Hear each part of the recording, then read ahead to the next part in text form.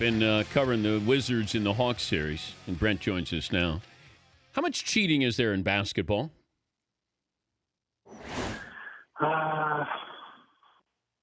I don't think there's much, Dan. It's hard to get away with it when you're in just shorts and a tank top. But what about the I know wrestlers hide things in their tights, but basketball players don't ever go that far. Who decides on what basketball that you're going to use?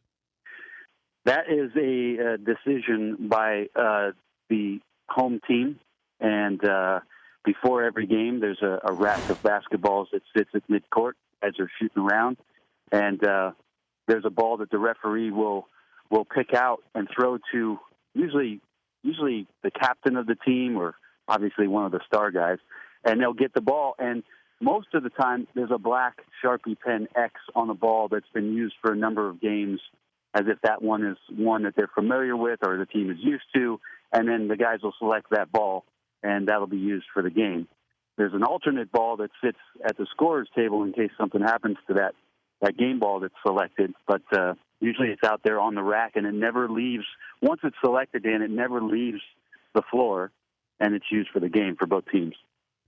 This is great to do this interview after. I didn't have a chance to listen to you guys, but to do this after all that talk, it really takes the pressure off this interview. That was I got it. An hour and a half. Yeah, that's awesome. That's great. Well, hello to the Shalomi homies, by the way, and I'm hoping you're well, Dan. I know I haven't spoken to you in a while. It's been a hectic time, and I've been asked to cover some games for TNT this year, which has been an absolute thrill for me to go out and do that and be asked to sit courtside, so I've been enjoying. Why don't you say hello to the Catholics in the front row, the Gentiles? I'm genuflecting, so hello to them. Oh, there you go. Seton and Paulie, front row there. All right, Cavs rolled over the Bulls last night. I still like the Bulls in this series. What have you seen? What will change for the Cavs in how they approach this series? Well, all the talk is just LeBron James' approach regarding the rest of the series, given how it is that the Cavs are suffering these injuries with Kevin Love out of the series and Shumpert last night going down. I mean, LeBron has to take over and I think go into a mode that is very similar to what got the Cavs to the championship back in 2007, where he just was doing a little bit of everything and hoping that he gets some contributions along the way. Last night, a guy like James Jones who pops in and makes some threes to keep the Bulls at bay after a run, and him just taking over basically from the start of the game and not waiting. He just can't afford to really wait. But I'm with you, Dan. I think Chicago is the team that's going to win that series, and it's very strange to watch the Bulls because of the schizophrenic way that they perform. I mean, there are some nights where they just are unreal. You just go, wow, defense is amazing, and they're moving the ball around, and, Derrick Rose is kind of half distributing, half scoring, and then you have a performance like last night where you just don't recognize the team from game to game, and it's very difficult, I think, if you're a Bulls fan to watch the way your team goes, but you do know that the team has some resiliency and will fight. So they're in a good position, I believe. Rockets even up with the Clips here. Blake Griffin, by the way, has been unbelievable, but he tends to tire come fourth quarter. Can you coach him differently if you're Doc Rivers? Well, until Chris gets back on the floor, I think it's difficult to manage some minutes. Spencer Hawes obviously has not been part of any of the playoff equation for what they're trying to do, and Big Baby has given them some contribution, but Blake has been phenomenal. And one of the things that I think about, Dan, is that last year when Chris Paul was not in the lineup and the type of play that that Blake Griffin had for a good month and a half stretch, you got to remember he finished third in the MVP voting last year and played some incredible basketball. And I think one of the things that's a carryover for most of this team is relying on last year, what it was that Blake was able to do then. This team is a year later in its development and getting to know one another, understanding Doc, and have performed incredibly well without Chris Paul in those two games. I think even last night, there's a bit of a win for them in losing that game because of what it is that some of the role players have been able to do on a consistent basis for them throughout the course of the playoffs thus far, Spurs series and Rocket series. I'm looking at James Harden. He went 15 of 17, 13 of 13, 7 for 7, 9 for 9, 6 for 6, 5 for 6, and 15 for 15 in his playoff games at the free throw line. Nobody gets to the line. How does he get to the line so much? I've watched James Harden from the studio in Atlanta for most of the year, Dan. And then early in the season, I got a chance to go out and do a Rockets against the Kings game. And who wouldn't be excited about being in Sacramento? No, but I got a chance to be courtside and to watch James Harden and how it is that he's doing this.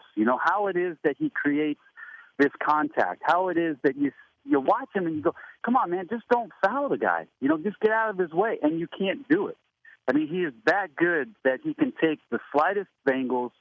One of the huge advantages for him is the fact that he's left-handed. I mean, guys are just not used to guarding left-handed players. There just aren't many of them. And James is so good and slinky that when he's able to get that crack and seam, using his body to slide back up against the guy or to move the ball in a position where it might not naturally be his shot, but that he can draw some contact, I think is just a skill. It's just a skill that he has that really very few guys in the league possess, if any. Who would you rather guard, Harden or Curry? I'd rather watch both of those guys. Well, no, you have to guard one. I'd rather guard Harden only for the sake that when I pick up my third foul, somebody else has to go guard James Harden.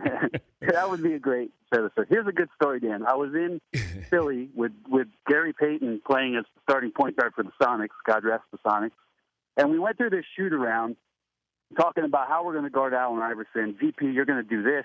Gary, when Allen comes off of this back screen and goes to the corner in the secondary break, we're going to pick him up. We'll front load, and we'll come over from the weak side. Blah blah blah. We go through the shoot around. We go to the game. We warm up. We talk pregame. We go out. Coach draws up the first play. Coach Westfall. We go out to the court, and right about the time the jump ball is about to start, Gary leans over to me and goes, "B, you guard Allen." And I was like, "What?" So we get the tip. We go down. We score the first basket. I think G goes down and scores out of the post. And we come down on the defensive end, and I run over, and I'm guarding Allen Iverson. And I looked at Paul Westfall, and he looked at me, and we made quick eye contact. And he had his shoulders up underneath his earlobes saying, "Well, what are you doing?" And I had my shoulders under my earlobes going, "I don't know. Gary told me to do it." How many did Iverson end up with? Plenty. We won. Yeah, plenty. If I said we're just standing and shooting, and I give you Korver or Steph Curry, does Korver hold his own against Steph Curry? Oh yeah, absolutely. Would you take Kyle Korver? That margin is so slim between those two guys. I mean, they are exceptional all-time shooters. That it's just give me Tuesday I'll take Korver, and Wednesday it could be Curry. I mean that's how close those guys are. The difference is off the bounce where it is that Steph can do his damage. I mean, it's just unreal off the bounce. Is Steph Curry already the greatest shooter in NBA history? Well, I mean, here's the weird thing about Steph is the only place he could go from here is down. It's when you set percentages like what Steph's been able to do in the early part of his career, to maintain those numbers for 10 more years, and to maintain that type of consistency, given the role he's playing, might be difficult. But certainly will never not be considered one of the top 5 shooters that has played in the NBA. And that's saying something for a guy that's really in the infancy of what it is that he's going to be able to do. Do you put your dad in that category? No. Gunner, top 5 Gunner. There's a huge, huge difference between the two. Yeah. Your dad was a gunner. Gunner, yeah, absolutely. Which made I believe this is honestly the truth, Dan. I think that, and maybe I'm speaking a little bit too much. I should lay down on the couch about this, but I think that made me aware as a player, because I know his reputation, and I know how he played, and I know how he was on and off the floor, and I think as a player, I was always reticent to be aggressive on that end. I was always, more like, I'm not going to be like that. I'm going to be the team guy. I'm going to pass and move and cut and play the entirety of the game. And, I had a good IQ for it. But I think some of that probably affected the way that I played. It's probably a little bit of a shame that I felt that way, but that's the truth. Well, you're doing great. Enjoyed the studio work and being out on the road there calling the game. So hope to visit with you again. Thank you, Brent. I appreciate it, Dan, and happy anniversary to Reggie and his 8 points in whatever it was, 8.9 seconds. I think today's the day. Yes, it was. 20th. I know he's a regular. I know he's your regular now. Yes. Instead of, yeah. So congrats to Reggie. Yeah. Well, I had to go with the Hall of Famer. I would too. Thank you, Brent. Thanks, Dan. Brent Barry, NBA TV.